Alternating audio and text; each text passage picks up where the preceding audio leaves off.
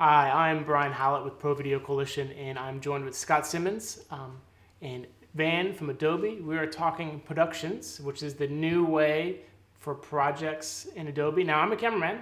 I am not an editor. That's why we have Scott here. Scott is much more versed on this, but we have Adobe to answer all of his questions. So, Scott, I'm sending it to you. Thank you there, Brian. Yeah, we're talking with Van Bedient from Adobe, who the name sounds very familiar to myself and probably a few of our readers and listeners because we talked to Van in the fall right after Productions was announced. So he came on to a little bit of a Q&A because I had many questions about it, and he answered a bunch of those things. But now Productions is shipping in the current shipping version of Adobe Premiere. And it is this new way to work amongst not even just shared storage, but it could be local storage, but it is a new way to work amongst multi-editors or even, I think, a single editor working on a large project where large projects and major assets can be divided up into a different way than we had it in the past.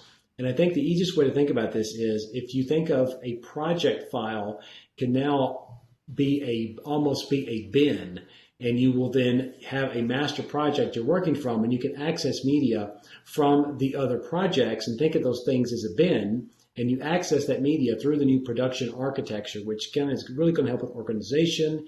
It's going to help with keeping clips not duplicated in some of your main editorial projects. But I'm going to toss it to Van, let him give us the lowdown on it, and I will try not to interrupt too much with my questions, and we'll come back for a little bit of Q&A after he gives us the lowdown on the new productions. Thanks, Van. Thanks, Scott. Productions are a culmination of years of work refining Premiere Pro for long-form and narrative workflows. As you mentioned, whether you're a single user, maybe working on a documentary on a laptop, or a multi-user work group doing a large tentpole production with thousands of visual effects, Productions is designed to help easily navigate through those challenges, help with efficiency, organization, scale, and performance overall. Thanks, Van. Could you possibly do a little bit of demo for us about what Productions is all about? Because it's not a huge change sometimes in the interface because it's just a new panel that's been added to Premiere that is how you interface with the Productions. And I think a new editor jumping in or sitting down in a system that already had Productions installed might not really know it's there if they didn't see that panel front and center. But it gives a little idea of how editors will be able to kind of interface with it and what they may expect if they sit down on a system that has Productions installed. Sure. I'll go ahead and share my screen. Before I do that, I was just going to mention, I think collaboration is a word that's thrown around quite a lot. And to me, it ultimately comes down to when you have multiple people working together, how can you help keep track of who's working on what? And how can you make sure that someone's not overwriting your work, that there's only one copy of that particular sequence? Productions help solve both of those areas, and it's a major breakthrough in scalability as well. So I'll go ahead and share my screen here so we can take a look. All right, so over on the left here, we have the production panel, and you can see I've currently got a production open.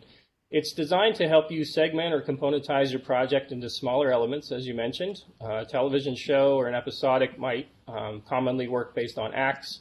A feature film or a documentary might currently base things on reels. You can set this up in any way that you like. Just walking through the icons here and just taking a look at the interface, if I scale things up a bit, you can see here that these are a bunch of projects within my production folder, and I'll go ahead and show the folder and some of the magic there. The hollow icon indicates a project that's not currently open, so if I'm looking at B-roll, I can see that I currently do not have that open. On dailies day one, I can see that I do have that open. It's a solid filled-in icon, and I've also got a pencil icon which indicates that I'm in full read-write mode. If I scale out a little bit visually, I can also see currently who has access to any of those productions. And I can see the name of who's working on it, so I have a quick visual indicator of what's happening within my production at any given time. The read and write access here, so the green pencil icon indicated here, tells me that this project is writable. I have full read-write access to this project. I can edit, make changes, delete, add content. I have full control over this project. To change access, I could just simply click the lock and it goes into read-only mode. You can see I now have a red lock icon telling me that it's read-only. In this state, I could still load a sequence and play it. I could load a clip into Source Monitor, mark ins and outs, and cut those into a timeline of a project that I have read and write access to. but I physically cannot make any changes to any clips or sequences within this project right now while it's locked to me. I have full read access, but I cannot make any changes. Looking here at the production panel, I'll just expand that out a bit. We designed this, with kind of simplicity in mind. Super easy to learn and use. We talked about the projects here on the left. I've got folders for extra levels of organization. Got date modified, date created, and size. And we're able to keep the projects really small to help with load times, save times, etc. And I'll go ahead and show some of the ways that we do that as we go through productions here. So I mentioned the locking mechanisms, and I've got a sequence loaded up here. If I go ahead and click the lock here so that I change this to read only and try to make changes within the sequence, you'll see as I drag, I'm physically not able to make changes to that sequence. So if I'm an editor and I'm working on this, I know that nobody else is making any changes to it. There's only one copy of this sequence. It's not going to let me go down a road and then let me have to save a copy and have to reconcile those later. It is physically locked and I can't make changes. Change access again, simply click the lock. Underneath the hood of Productions, if I reveal Production Folder in the Finder here, you'll see as that window comes up, it's just an exact one-to-one relationship of my folder on disk. So if I mirror this here, you can see exactly the same as my production panel is shown here in my production folder. To illustrate this, if I take the file sound here and I change that to sound effects, you're going to notice over on the left at the bottom, it's going to immediately update and reflect those changes. So you can see that I have that nice one-to-one level of organization with exactly what the production folder does on my disk. This is not a place where I'm looking at your production briefing folder, which is the name of your production that you have started new within Premiere, as in like file new production. But this is not a place where you would want to put a folder, say audio or graphics, and add a bunch of WAV files or add a bunch of Photoshop documents. Would you? Because this is just sort of an organizational place for the Premiere projects, which then encompass this new production workflow. It's not a place to store hard media assets, if I understand it correctly. It's a great question, Scott. It's a great point. And it's one of the reasons I love reading and being a part of anything with Pro Video Coalition. You have technical readers, you have technical writers. You guys are really on top of your game. So as to your point, this is not somewhere that you're going to want to put a lot of media files. This is essentially my production folder, so all of my collection of projects are in here. We'll talk about the production settings and what that does. But one of the nice things is that we made this a really simple, organized folder that I could zip up at the end of the night, back up somewhere else off of storage so that I have a preserved backup of it. And we don't want to fill up this folder with any direct media files, etc. We don't want to back up and archive those. We want to keep this as a nice, clean, simple production folder. Gotcha. Could I create that onto something like Dropbox or Google Drive and let it live there? I do that with just regular Premiere projects. I let them live in a special Dropbox folder where they sync, say, between my office and my home. Could I do that same thing with productions? It's not recommended to put it on something that's not a physically attached drive, but as I mentioned, you can be a single user on a laptop, maybe working on a multi-year documentary, and I could have this on my internal drive or on a local drive here next to me. I can put this on my shared storage if I'm in a multi-user collaborative work group. I know in some cases we're not able to do that today, and we're certainly working with some cloud partners for productions in the cloud to be able to store it on cloud storage. So it is very flexible as far as how you store it. I'm sure we'll see people experiment with different ways of collaborating, but we've done a lot of testing just to make sure it's rock solid and bulletproof. If you follow along with the guide that we published on productions, which is a really great user guide written by the team that actually wrote the feature. Gotcha. All right. Sorry to interrupt. Keep it rolling there. This is good stuff. Oh, no, great question. Let's jump in and talk about really where the power of productions are. So I've got this organization, I've got the simplicity, I've got the great window to kind of view everything that's happening within my project. But one of the things that's really powerful under the hood of productions is cross-project referencing. So I'm going to take this sequence here in Project Dailies Day 1, and I'm going to copy it to Editor to Cuts. Now, if you're familiar with Premiere Pro and you've worked on it previously, you might see some different behavior here. Right now, it just took the physical sequence and moved it out of that project and into this new project. And if you'll notice, it didn't bring any of the referenced master clips along with it. So this is quite new behavior. There's a lot of work that went into this, and we've done a lot to prove this already on major feature films. It's been really, really phenomenal. It's been the key to scalability, performance, and just overall efficiency with productions. So what's happening here is that clips and sequences now always remember their relationship within a production. So if I move the sequence here, you'll see it didn't bring any reference clips. I can say view hidden, they're not there. It just physically remembers the location of any sequence and its relation to any master clip within the entire production.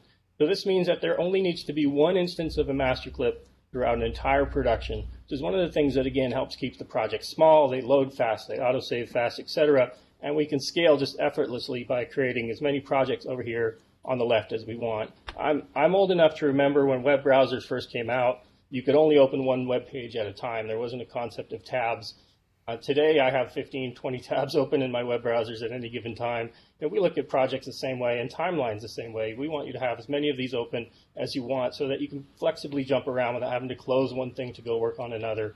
But the locking mechanism is what really helps us make sure that we're staying organized, we have some intrinsic version management, and we're not overwriting anybody's work. A couple of questions on, and you probably were going to go over this, but let me just ask them as I'm thinking them in my head right now. You moved the sequence from the dailies day one into your editor to cuts. That moved the sequence out of dailies day one. That sequence no longer exists in that dailies day one project. But I'm sure there's a way to keep it in there if you wanted to make a copy of it in a different project. There is, and that's a great point. So if I'm working on this project, as I've shown you, when it's locked, I can't make any changes. When it's read-write, I have full access to change things. But if I was working on this and you wanted to make a copy because you wanted to try some alternate music that you thought was going to work better, we can obviously make branches of sequences. We just never want to do it by mistake. We don't want to do it without you consciously knowing and know that you want to do that. So if I hold the Command key and drag, it's going to go ahead and instead of that move behavior you saw, at this point it's going to make a copy, and I can go ahead and rename that alt music, start to work on it. And if it's locked to you, you can still go ahead and make that copy. You could also go over here and just grab a selection of clips and copy and paste those into another timeline. You can do the Pancake stacked timelines. There's lots of different ways to access it. So even though I'm currently working on it, doesn't mean you can't access it. And even if it was locked, you could still export a list, export a file out, do a turnover, any of those sort of things. So it really allows a lot of flexibility in the way it performs. I want to. You mentioned pancaking, which is my one of my very favorite things in the world. Not just the food, but the actual process of how we pancake edit in Premiere. And what I was doing was to I would have my main edit project open, and then several of my other productions projects open, and I would open open a timeline from one of the sort of dailies projects as you see here in the source monitor, then open that in timeline, set up my pancake edit, and I was pancake editing clips from one project to another project. So from one project, the dailies project, into my main editorial timeline, and literally using those projects just like they were bins. And I've got keystrokes set up where I can go, basically 2 quick keystrokes to where I select a sequence, open in source monitor, and then open in timeline. And it worked just like having the same sequence in the same project, but obviously with productions, they can be in different projects, and no duplicate clips came across when I was doing that. So. Absolutely, and that's part of the media management. I mean, we've rewritten the data model underneath the hood of Premiere Pro to enable this more efficient workflow. And to demonstrate that, I've got pancakes some stacked up here, but if I go ahead and select a clip, let's go ahead and say reveal in project and ask the sequence to show us where that clip is. So you'll see it took us back to the original source master clip and where it was originally located in the project I imported into. So if I wanted another audio channel than production audio on one, or if I wanted another multicam angle, it's going to make sure that it takes me back to the right place. If I navigate down the timeline a bit here and find another clip that may be from another project, reveal in project, you'll see it's going to go open that project for me, and again, take me to that place, exactly that one instance of the master clip, so that I make sure I'm not having any duplicates. I don't want to see any ZZZ junk folders at the bottom of editors' projects, unless they consciously wanted to put them there. I don't want to make sure it's not Adobe that's contributing to that. But with this new workflow and this new data model under the hood, This is where we've really been able to scale. This is where we've really found the efficiencies and the power of productions. And let me ask you a question about that. Does a production have to have at least the single instance of the master clip somewhere in one of the production projects, or can it literally live in a timeline and not have a master clip in a production project anywhere? So I could actually, I mean, in general, you're going to have the master clip, and there's some powerful things you can do with, such as master clip based effects. So if I change this one clip to monochrome here, it's going to ripple throughout everywhere in the project. As you see with this project here, I do have just a sequence, and that is a project with just a sequence. So if I wanted to, let's say, for example, take this project home, if I was allowed to do that, to do some work on it there, or maybe I'm working with something on set, I'll take that as just a sequence, and it's going to also, within that sequence, bring any of the master clips that I need. If I wanted to, I can, from any project, select the sequence, go under the edit menu, and generate master clips for media. So I could regenerate master clips separately from working at home or from another area where I might be working. When I bring that back, because that's sort of the next step, as often it's going to come back, I can right-click and say Add Project to Production. It's going to allow me to go navigate to where that project is. It's going to make a copy, so it'll leave the original there, so I have another extra copy of it, add it back into the production, and re-enable the cross-project referencing so that we're back in that very efficient mode of working collaboratively. Gotcha. Now, you mentioned master clip effects. I don't think I understood that. If you're in the dailies day one and you add a master clip effect on one of the master clips there and made it monochrome, would that ripple into multiple other projects where that was used in sequences? It would. I could make any change that I do to that master clip, I could have that ripple to affect everything else, or I could work to control that independently.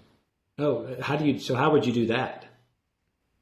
If I wanted to actually just, again, we never want to make duplicate master clips, but if I duplicated that clip, I could control that independently. And if the clip hasn't been used anywhere, obviously nothing's going to ripple that I'd make a change with at the root level. Well, if you use a feature of Premiere I really love is the audio usage and video usage metadata columns that are in your list view there. Mm-hmm. How does that work with productions? If you have a clip in Dailies Day 1 that's used 25 times in 6 projects, does the audio video usage reflect the single project or all the projects within a production? It's only going to show the usage in that single project, but there are some things that we've sort of globally centralized here. So if I go to File and Production Settings and choose General, I've got my scratch disk here, so I can set things such as autosave, video previews, etc. All of those locations can be globally set within a production. So if I set this here, it's going to ripple for any user that's part of that production, and we've centralized all the processes that we feel that should really be controlled by one person, so that we make sure we don't have that somebody who might have accidentally selected the internal drive and overfill their hard drive with too many autosaves. So this is a really nice way to globally set that for the entire production and make sure it's simple for all of the users involved.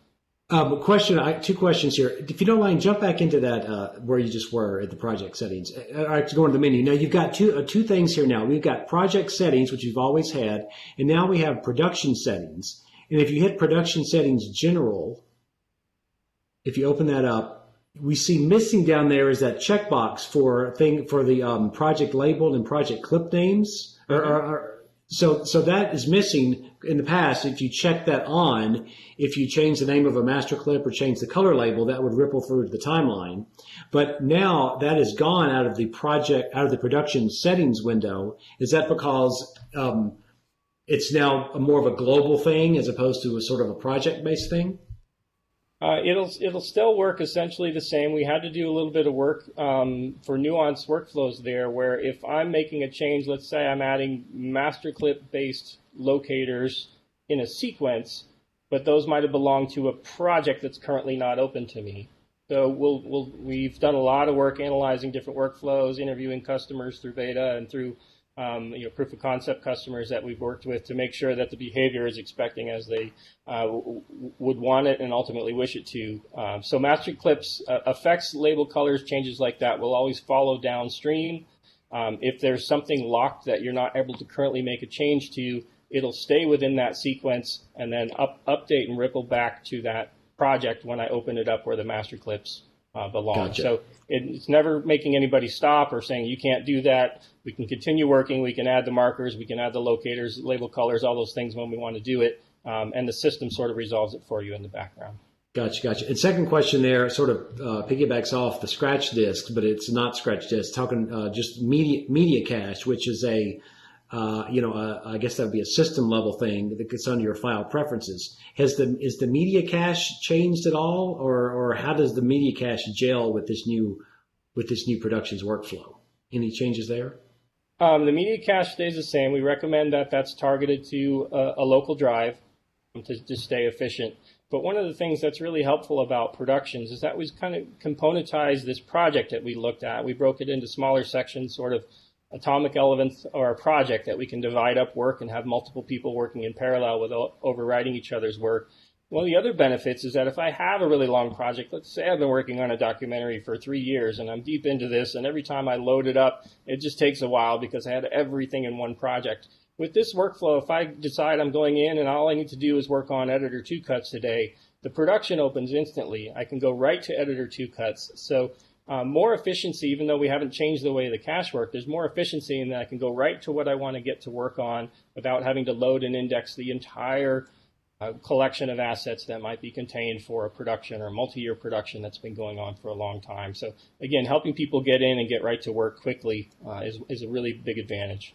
Well, you brought up a good point there, that I think productions is not just for feature films, episodic television, where you've got lots of editors working in shared storage or even multiple editors working remotely as we are doing now in our new world. But using a single editor, using productions for a huge documentary project, or a single editor on a feature film, for instance, just using it as a way to compartmentalize stuff, because you don't always need to load 2 years, 3 years worth of media. You may only need a little portion of that as you get further on into your edit. So I really like the idea that this can be a good single user tool for just really, really, really big projects.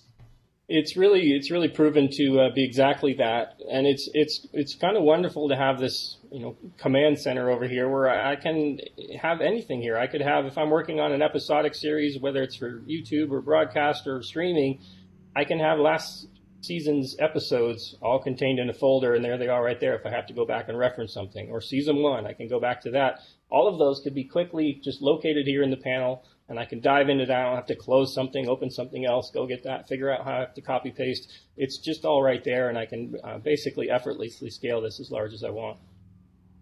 Yeah, there's not really, looking at the interface now, there's not really a lot of stuff to kind of show people beyond what the production panel looks like, because once you kind of wrap your head around what it's doing there with multiple projects in a production, it's the same old Premiere. There's no real great change in how you edit, how you work editorially. It's just it's all an organization thing.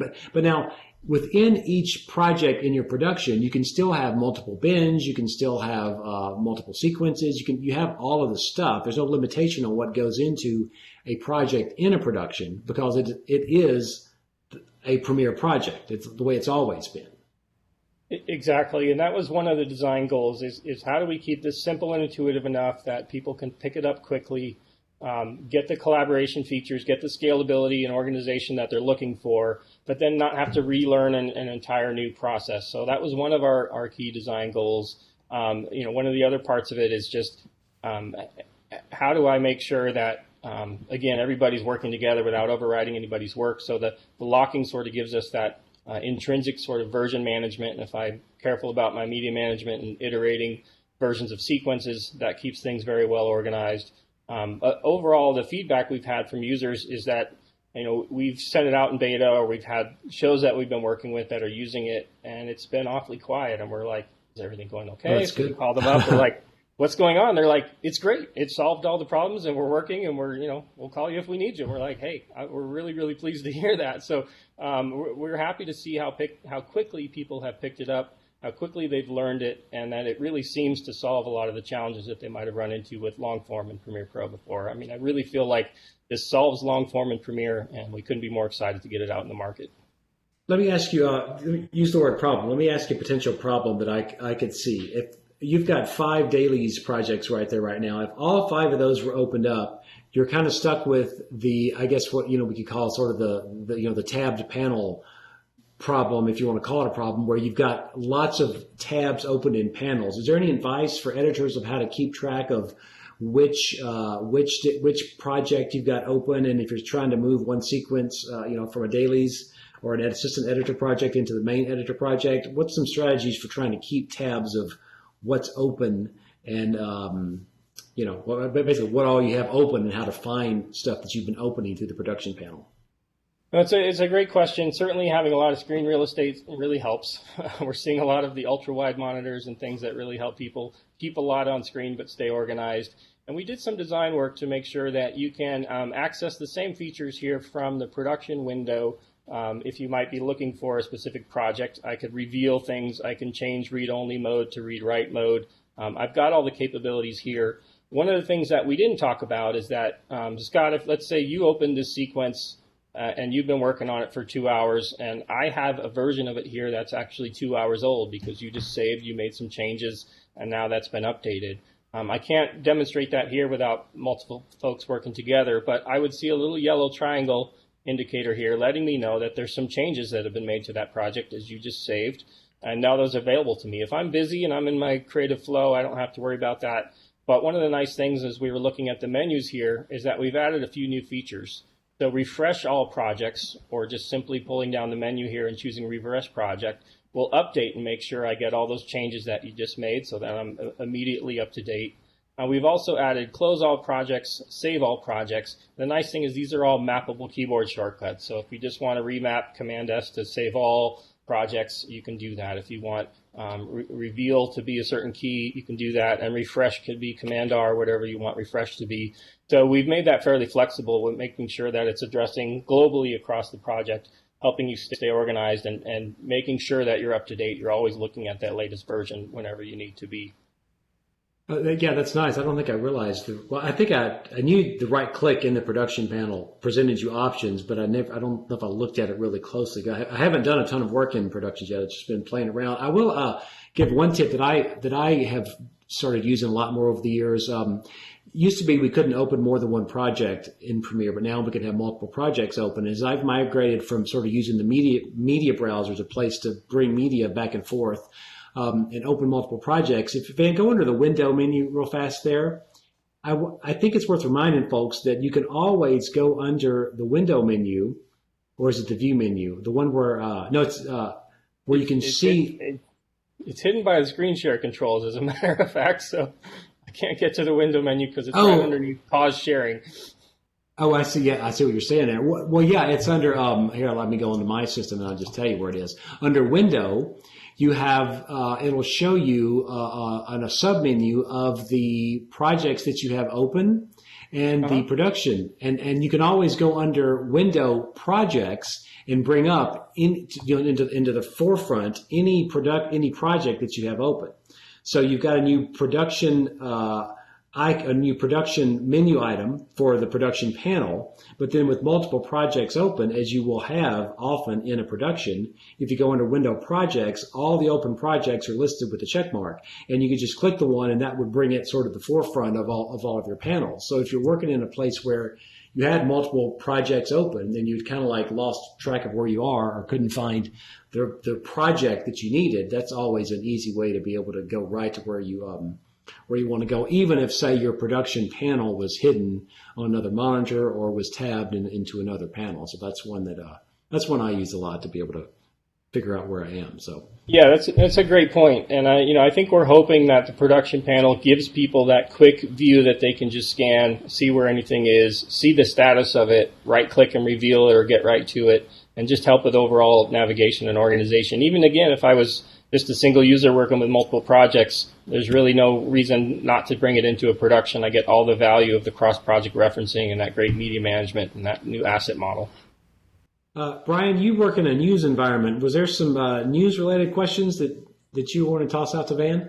Yes, Van, I wanted to know, this might be a dumb question, but just for, because news is one of those places where you might have 20 different editors at any given moment accessing similar media or the same media. Like, for example, we've had a nursing home that had COVID-19, really had an outbreak there. And it wasn't just me, it was a 10 o'clock editor, a 6 o'clock editor, a 5 o'clock editor, and promotions all opening that footage. How would productions help like a flow like that? Would you ask the original person to put the media in a certain place? And I don't know if you can answer that, but tell me how you think that would work out. Well, one of the nice parts is even if I started just with a single individual Premiere Pro project, at any point I can create a production and just hit add to production and copy that project into the production, and now it's a multi-user production. And the same way, if I'm working with people who might be remote or a journalist who might be out in the field, etc., they can create a project, merge that back into production just by using add project. And I can send them projects. We can exchange projects through any method we want of sending that's efficient. And that keeps it very simple and very easy. So I've sort of got, again, my main command window with my Premiere production window, and I can have projects incoming or going out during that process to work with people remotely or people in different areas. But the nice part is I can always bring it back to one area so that we keep things consistent. We have it centrally located, easy to back up, easy to access, and easy to recall whenever I might need to. So if you had like projects that were like Monday through Sunday, a project for each day, within that, let's say Monday, since it's Monday, the Monday project, you'd have production set up where you'd have, say, the list of stories that day. So 5 o'clock edits, 4 o'clock edits, the individual story reporters working on, and all that. That's what you would have in the production bin. Am I correct? Correct, and that would be definitely a way you can approach it. The nice part is it's flexible enough, and we certainly don't tell anybody, here's how you have to set it up, or here's how you have to use it. Everybody we've seen is very creative. One thing that's great is a creative industry, and that's one of the reasons we've been able to maintain productivity and keep everybody working through this time that we're currently going through. But there's absolute flexibility in how I can want to set this up and how I want to use it. We never dictate to users, here's how you need to do this. But to that point, we did produce, I referenced it earlier, a really good user workflow guide for productions that anybody who's very interested in picking it up and learning more, we highly recommend downloading the PDF and walking through it, because it does answer a lot of questions and it gives you a lot of the kind of foundation to go creatively think about my workflow and how I want to apply it to productions and how I'm going to be most effective using this tool to overall just create more efficiency and throughout my operation. Van, you mentioned right there when you right-click that you can add a project to a production. Can you take a project out? Like, can you go the opposite direction? Like, say you needed to send someone a project that was part of a bigger production, but you only need to send them dailies day 3, and you didn't want them to see or touch anything else, for instance. Is that just a simple? I'm going to interrupt. I think that's a really good question, because you could have an I-team, an investigates journalist, accidentally put a sensitive story on a day productions that they don't want the rest of the team to see, and they would have to remove that.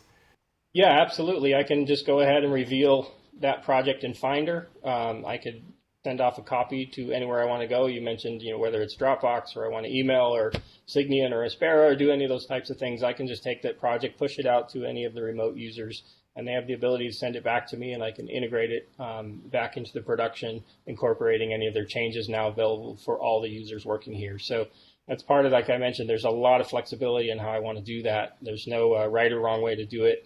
It's very much a fairly standard workflow to be able to send things in and out, and it's very common workflow that not everybody's going to be in the same facility, certainly in this day and time. Well, if you wanted to remove that Monday project that you added to this production, would you just remove it out of that master production folder in the Finder, or just delete it altogether if you knew, like, all right, you know what, that was mistakenly created, we don't even need the Monday project? Is it just a matter of deleting it? It's a great question. I can, so we do have a trash icon here down at the bottom of the production. So I could right click and just move to trash, or I can drag and drop it to the trash. But one of the things that I'll highlight is that we don't physically remove that off of disk. That's basically just relocating it to the trash folder. So I can go physically remove it later, but if I deleted Monday and then I decided, you know what, I actually needed that, it's still stored in my trash, so I can go recall it at any point. If I really want to get rid of it, I can go through the process of making sure I delete it off of disk. But we did that just as a little extra fail-safe to make sure someone doesn't go, oops, I needed that. There's no empty trash as far as from within the production panel. Correct. And, Gotcha. and this doesn't delete the media, the master media clips. This just deletes the, like, essentially the file directory kind of for Monday, right? Absolutely, and that's an important point. So with productions, we don't manage and collect all the media to a certain location. Premiere's always enjoyed that flexibility. If you point us to the media wherever it is, we'll link to it and play it back. Works the same within production. So if I want to have that on multiple pools of storage that I might be accessing, those can be located anywhere. We're never deleting media, and even deleting any of these master clips, we're never touching the original media files. So we make sure we're keeping that link separate. Cool. That's I learned a lot about productions. I did too. That was there's really all the questions that I had about productions. It seems like a really nice way to organize for long form documentaries or for news or for features, and a fast way to open up your project. So one other question I had not related to productions is about team projects, which is still a part of the Adobe Premiere Pro. And if I think if I remember correctly, that Teams is now available to all users until I think some point in August with our new sort of working at home pandemic world we're living in. But team projects, different than productions. They were around long before productions. Give us an idea of the difference between team projects and productions, or can they work together in some way? Well, it's certainly there are two methods of collaboration with Premiere Pro, and that makes it interesting. Productions, as you pointed out, it's inherent within the product, so it's just a feature in Premiere Pro. There's no add-on or option you have to get or buy. It's just built into the product. All you need is productions and some storage, whether that's shared storage or local storage or cloud storage. Again, it makes it very simple. Team Projects is designed to help with remote workflows for sort of hybrid cloud workflows. So with Team Projects, we store the project file in the cloud, and the media can be local. If you want to use the cloud to sync media to remote users, you can do that. So we can create proxy media on ingest and allow that to sync to remote users, and it's essentially disposable proxy. It doesn't need to come back. If I've got the high res, I can just link to that, and I can do the final output. So it's a hosted service in Creative Cloud, allows media to be local. It's an option for Premiere Pro and After Effects that's always been available with Creative Cloud for Teams users or Creative Cloud for Enterprise license. To help just keep people productive and make sure we're serving our customers during this time, we've opened it up to everybody, so all licensing types through from April 14th starting through August 17th. Team Projects is now available to everybody, and we hope that it helps keep people productive and collaborating with each other during this current time that we're going through. Let's hope there's no need for anything extra when August rolls around, that we're all back to normal. And I personally think that, at least for work that I do, that productions has a much bigger use case for me, and I think it will for a lot of folks than Teams projects does, even though Team Project serves a really good purpose. I think productions is sort of what's that word we don't like to use, game changer, but it is definitely a new way of working in Premiere, but a way that I think will help us all manage the media a lot better. And just, I think you hit the nail on the head about quick opening of projects, because if you have some of these, massive documentaries, what I work a lot on, and it would take, it takes time for Premiere to open up and load that media in, and that, that minute or two in the morning, to get that back and just to not have to sit there and wait on that to happen. It's almost like a mental thing that you can, like, all right, you know what? Snap your fingers, it's open. You can go to work on whatever sequence you need to work on that day. So I think productions is a good ad. We could be more excited. We designed it. We work with a lot of customers that are in high security environments so that it can be in a completely disconnected, no internet connection workflow. But today's day and age, it'd be more common to maybe put it in a hosted service like Bebop or Stratus Core, where you can work in the cloud and work virtually and work remote in that way. But either way, it allows that flexibility. And as you said, we referenced earlier, it sort of solves some of those challenges with long form. And essentially that documentary style you mentioned is the same as kind of putting every file on your computer into one folder. you can do it. It's just not going to be very efficient or well organized. So the new model of productions, and especially the cross-project referencing under the hood, that really gives it the power, opens up new worlds for us. And we do hope it is a game changer. And we hope our users will take a look at it and see great results. Well, let's hope we get to all be back together again in Vegas next year, and we can, there'll be something new, I'm sure, but at least we'll be able to see each other in person once again. Amen to that. Thank you, Van. Thank you, Brian. Thank you both for having a nice, long, deep dive into productions and in Adobe and talking about working from home. Thank you all.